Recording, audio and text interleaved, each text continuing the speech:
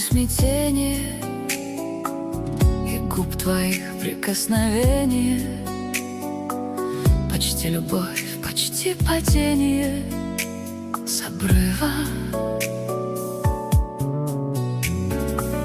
Я знаю тайну одиночества, его загадку и пророчество, и сон, который должен кончиться красиво.